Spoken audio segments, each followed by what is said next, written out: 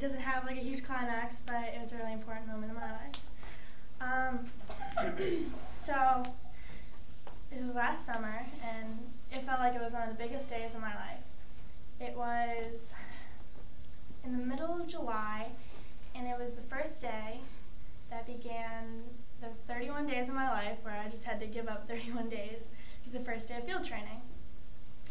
I had to go to Maxwell Air Force Base, Alabama, away from my friends and away from my family, and I was ridiculously nervous. I'd never been so nervous in my life because 31 days away from any of your friends, no contact with them, no talking to them, it just didn't really feel real. And it was everything that I had been training for the past 2 years, and I got to start it all today.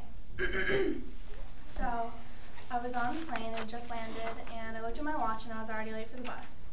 So I get off the plane and everything's going crazy in my head. I'm just running around. And mind you, at this time I have the biggest rucksack on my back, and I'm not a huge person, and this rucksack was literally the size of me plus a small child. And I had no idea where I was, I just knew that I was late, so I had to get to the bus. So I'm running around and I stop and I ask someone where I need to go. And of course they tell me that I have to go across the entire airport.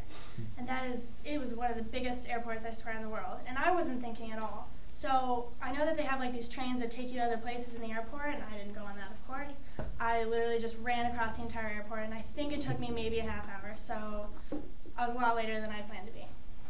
So I get there, I'm freaking out, I'm sweating, I got these pants that are like up to my belly button, and I just look ridiculous. And I get on the bus, and I'm thinking, all right, you need to calm down. You know, you're gonna meet a lot of people, it's gonna be fine. Like, you don't get to see your family, but you'll see them in 31 days. So I get on the bus, I'm like, all right, maybe these people are in the same boat as you, maybe you'll get along with them. And I hear some kid be like, oh, I can't wait to get there. I'm like, okay, maybe none of these people know what I'm going through. So we're on the bus, I'm just thinking to myself, okay, it's 31 days, you know, your friends and family will be waiting for you when you get back. Just calm down. And I see the signs, it's like 100 miles to Maxwell, 75 miles to Maxwell, welcome to Maxwell, great. So I'm there, we're all sitting on the bus, no one's really talking, no one has any idea who anyone else is. So I see someone come up to the bus, he looks harmless. He gets on the bus, and he's just like, all right, good afternoon everyone, welcome to Maxwell. Take this time to say a prayer. So it was the chaplain, and that was exactly what I want to hear before I got off the bus. Take this time to say your last prayer. Great. So he gets off the bus, and I see another guy approach the bus. Doesn't look quite as harmless. And he gets on the bus and introduces himself as Sergeant McMean. Of course his name is Sergeant McMean. Why would it be Sergeant McMean? So he starts yelling, goes crazy. I'm freaking out. He has me sitting on the edge of my seat, literally and figuratively. And he's yelling at us about stuff that doesn't even make sense. I have no idea what he said. I just remember freaking out, knowing that I had to get off this bus and everyone that was outside was going to attack me and start yelling at me, and it was a terrifying moment. So I get off the bus, Sergeant McMean is following all of us, still yelling at us, and then everyone else attacks, so all these people are yelling at us, and I remember just being like, I just want my friends, I just want to talk to someone, I don't know any of these people, you don't see one friendly face, and the only person that's willing to talk to you is just yelling at you.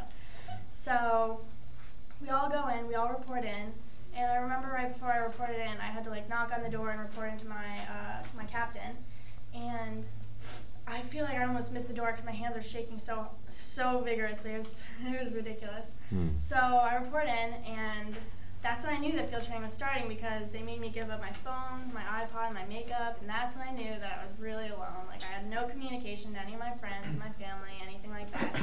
And all I had was a notebook, so I had to write letters, which was weird because I haven't written a letter in like 10 years. And so they took that, and I went to my room to get it inspection ready, which means like you have hospital corners that are 45 degrees and 6-inch squares of t-shirts, and everything had to be perfect in your room. And I was looking around my room, and all these girls were running around, they had no idea what was going on, we didn't know anyone's name or who anyone was, where they were from, and I just remember being like, alright, I'm alone, I don't know what to do, I'm not going to make it through 31 days like this. So then one girl walks in, literally didn't miss a beat. She walked straight up to me, and she shook my hand, and was just like, hi, I'm Cadet Montfort. Let's get through this together. And then I remember I stopped, I took a deep breath, and I was just like, 31 days, that's simple. Nice.